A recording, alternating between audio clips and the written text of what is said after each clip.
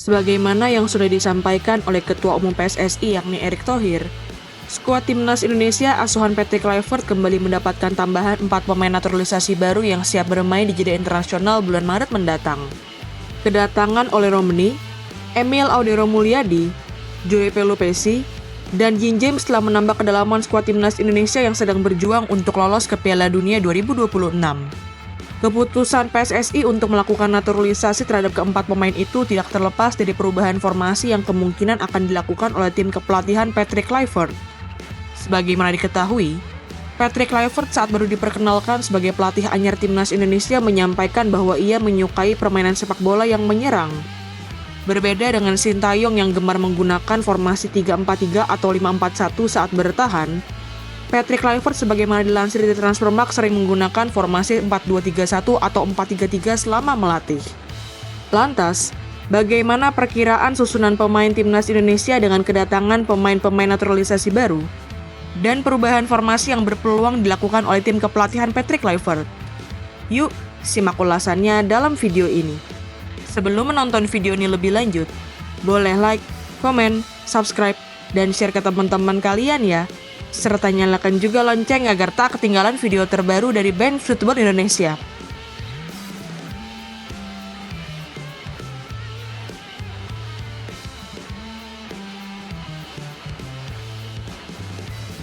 Walaupun sudah melakukan naturalisasi terhadap Emil Audero Mulyadi, posisi penjaga gawang utama Timnas Indonesia kemungkinan besar masih akan menjadi milik Maarten Pas.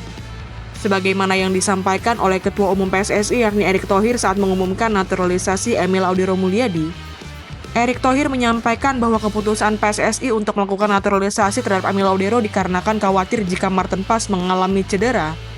Bahkan, Erick Thohir juga menyampaikan bahwa PSSI telah memberitahukan dan mendiskusikan mengenai naturalisasi Emil Audero dengan Maarten Pas. Selain dari pernyataan yang disampaikan oleh Ketua Umum PSSI itu, menit bermain Maarten Pas di level klub yang lebih banyak diperkirakan menjadi alasan utama mengapa Maarten Pas yang akan menjadi kiper utama Timnas Indonesia. Sebagaimana diketahui, pelatih Timnas Indonesia yakni Patrick Kluivert pernah menyampaikan bahwa menit bermain di level klub menjadi acuan utama baginya untuk memilih pemain. Terkait menit bermain di level klub, Maarten Pas merupakan penjaga gawang andalan FC Dallas yang bermain sebanyak 35 kali di Major League Soccer tahun 2024. Sedangkan Emil Audero Mulyadi tercatat hanya bermain sebanyak 14 kali dalam 3 klub yang berbeda selama 2 musim terakhir. Selain itu, performa gemilang yang selalu mampu ditampilkan oleh Maarten Pas selama memperkuat Timnas Indonesia juga membuat dirinya akan kembali berada di bawah mister gawang Garuda.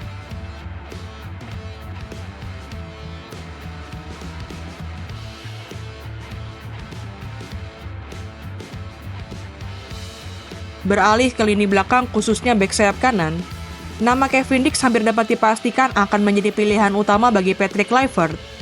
Meskipun harus bersaing ketat dengan pemain-pemain lain yang juga berposisi sebagai bek sayap kanan seperti Asnawi Mangkualam maupun Sandy Walsh, jam terbang tinggi yang dimiliki oleh Kevin Dix diperkirakan membuatnya akan menjadi bek sayap kanan utama Timnas Indonesia di bawah Patrick Kluivert. Sejak kedatangannya untuk memperkuat Timnas Indonesia di jeda internasional bulan November kemarin, Kevin Dix sudah langsung dipercaya untuk menjadi starter di posisi bek sayap kanan Timnas Indonesia. Walaupun hanya bermain selama 41 menit karena mengalami cedera, Kevin Dix tampil gemilang dengan berulang kali membuat winger Timnas Jepang yang bermain untuk Brighton yakni Kaoru Mitoma frustasi. Jika dilihat dari menit bermain di level klub, Kevin Dix yang merupakan bek sayap kanan utama FC Copenhagen juga mempunyai menit bermain yang lebih banyak di level klub. Performa gemilangnya selama memperkuat FC Copenhagen juga membuat salah satu raksasa di Bundesliga yakni Borussia Mönchengladbach memutuskan untuk merekrutnya, yang menjadi sebuah peningkatan karir bagi Kevin Dix. Tidak hanya bisa diandalkan dalam skema bertahan maupun menyerang, pemain yang kini berusia 28 tahun itu juga merupakan eksekutor penalti yang handal.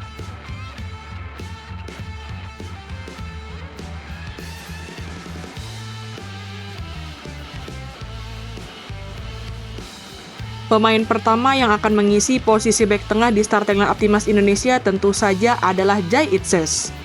Sejak menjalani debutnya saat Timnas Indonesia menghadapi Timnas Vietnam di putaran kedua kualifikasi Piala Dunia 2026 zona Asia, Jai Itses langsung menjadi pemain yang tidak tergantikan di starting line-up Timnas Indonesia. Kemampuan Bang Jai dalam melakukan duel-duel fisik maupun duel-duel udara membuat pertahanan timnas Indonesia begitu solid saat ia bermain. Selain itu, Jai Itses juga merupakan figur kapten yang dihormati oleh para punggawa timnas Indonesia baik di dalam maupun di luar lapangan. Tidak hanya menjadi sosok kapten di skuad timnas Indonesia, Jai Itses juga saat ini dipercaya untuk memimpin skuad Venezia yang berlaga di Serie A. Peran kunci yang dimainkan oleh Jai Itses di lini pertahanan Venezia juga membuat pemain berusia 24 tahun itu tidak tergantikan di starting line-up Venezia. Dengan menit bermain yang banyak di level klub yang bermain di kompetisi sebesar Serie A, Jai Itses mempunyai jam terbang tinggi yang akan sangat berguna bagi skuad timnas Indonesia.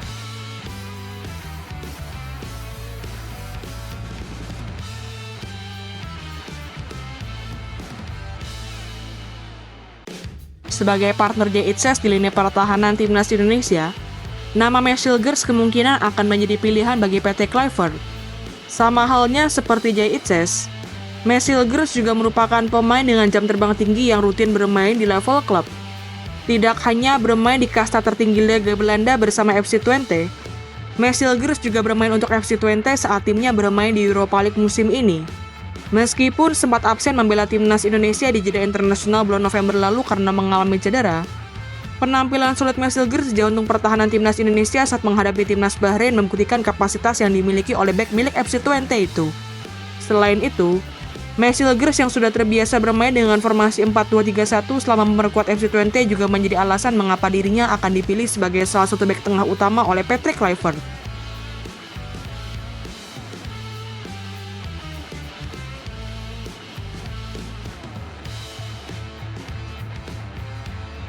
Sama halnya seperti posisi penjaga gawang utama timnas Indonesia yang kemungkinan besar akan tetap menjadi milik Maarten Pas.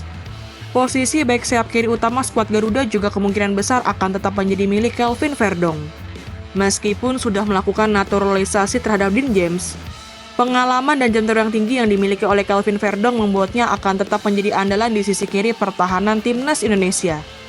Sejak pertandingan debutnya saat timnas Indonesia menghadapi timnas Filipina di putaran kedua kualifikasi Piala Dunia 2026 zona Asia, Kelvin Verdong sudah menunjukkan kemampuannya dalam menjaga lini pertahanan timnas Indonesia. Tidak hanya handal dalam bertahan, Kelvin Verdong juga mempunyai kemampuan untuk melakukan umpan silang atau crossing yang bisa menjadi alternatif serangan bagi timnas Indonesia. Peran Verdong sebagai bek sayap kiri utama di klubnya saat ini juga membuktikan bahwa Kelvin Verdong mempunyai pengalaman dan jam terbang yang tinggi.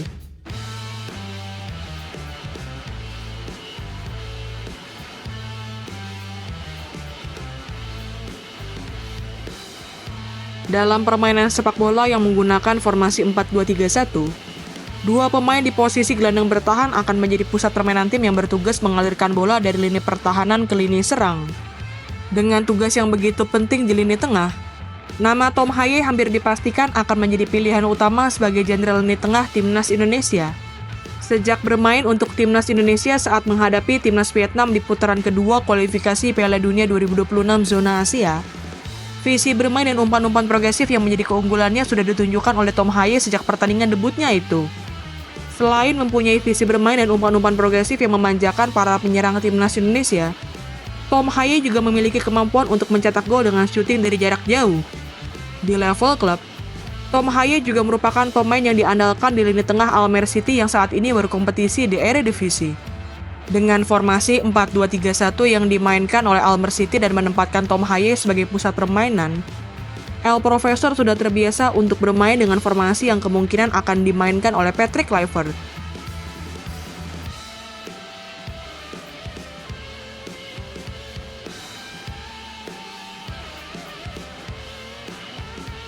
Sebagai partner Tom Haye di posisi gelandang bertahan, Patrick Kluivert kemungkinan akan memilih Joey Pelupessy dibandingkan dengan Nathan Choaon maupun Ivar Yener. Pengalaman Joey Pelupessy yang pernah memperkuat tim di Liga Inggris yakni Sheffield Wednesday, maupun tim-tim asal Liga Belanda seperti FC Twente, Heracles Almelo, maupun FC Groningen membuktikan jam terbang tinggi yang dimiliki oleh sang pemain. Meskipun saat ini bermain di kasta kedua Liga Belgia, Joey Pelupessy masih rutin bermain sebagai starter yang membuat match fitness-nya masih terjaga. Berbeda dengan Tom Haye yang handal dalam melepaskan umpan-umpan jarak jauh, Joey Pelupessy merupakan sosok gelandang bertahan yang mempunyai kemampuan dalam memenangkan penguasaan bola. Dengan kehadiran Joey Pelupesi di lini tengah, Tom Haye bisa lebih fokus untuk mengalirkan bola dan membantu lini serang timnas Indonesia.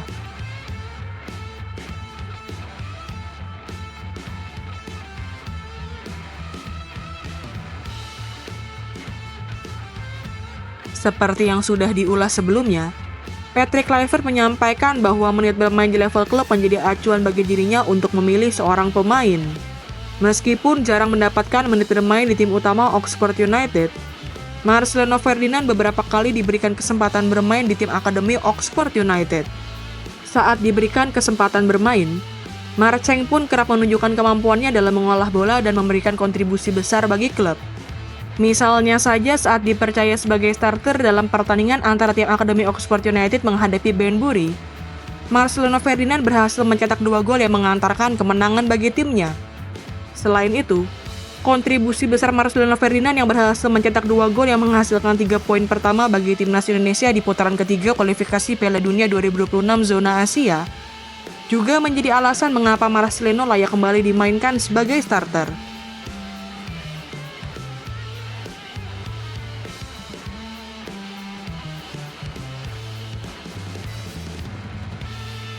Beralih ke posisi penyerang sayap, nama Elion Reinders diperkirakan akan menjadi pilihan utama di sektor penyerang sayap kanan timnas Indonesia.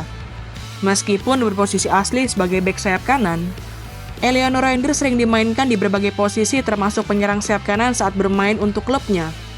Kemampuan dalam menggiring bola dan kecepatan yang dimiliki oleh Elion Reinders menjadi atribusi utamanya untuk menggedor lini pertahanan lawan. Selain itu, Eliano Reinders yang juga biasa bermain sebagai bek sayap kanan dan etos kerja yang tinggi membuat Eliano sangat bisa diandalkan saat fase transisi maupun bertahan. Di level klub, adik dari Tiani Reinders itu memang tidak selalu mendapatkan kesempatan untuk bermain sebagai starter. Namun demikian, Eliano Reinders tercatat masih mempunyai lebih dari 700 menit bermain di musim ini yang membuat match fixtures-nya masih mumpuni.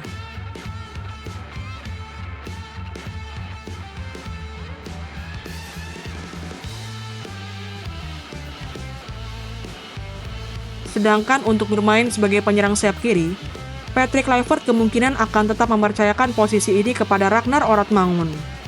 Sebagaimana diketahui, Ragnar Oratmangun menjadi pemain yang sangat diandalkan oleh Coach Sintayong di sisi kiri serangan timnas Indonesia.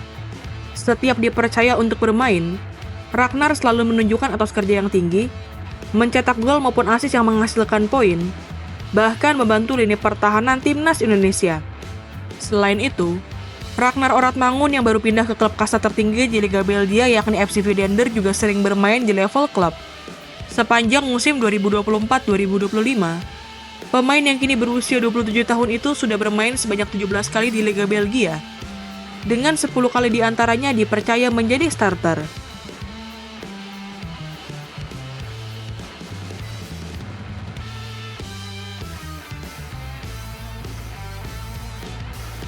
Keputusan PSSI untuk melakukan naturalisasi terhadap Oleh Romeni jelas disebabkan oleh kebutuhan timnas Indonesia akan sosok penyerang. Setelah dipastikan oleh Ketua Umum PSSI yakni Erick Thohir bisa bermain di jeda internasional bulan Maret mendatang, Oleh Romeni kemungkinan besar akan menjadi pilihan utama bagi Patrick Kluivert di posisi striker. Kemampuan punggawa Oxford United itu dalam melakukan duel fisik, duel udara, maupun instingnya dalam menjebol gawang lawan menjadi alasan mengapa Oleh Romeni akan menjadi pilihan utama bagi Patrick Kluivert. Selain itu, ex-pemain FC Utrecht itu juga diketahui bisa bermain sebagai penyerang sayap, sehingga ia tidak hanya akan menjadi striker yang menunggu bola di kotak penalti lawan, melainkan juga bisa menjemput bola di lini tengah. Gimana nih menurut teman-teman? Apakah teman-teman setuju dengan prediksi starting lineup timnas Indonesia menurut Bench Football Indonesia? Atau ada pemain yang seharusnya dipilih oleh Coach Patrick Kluivert? Tulis pendapatmu di kolom komentar ya.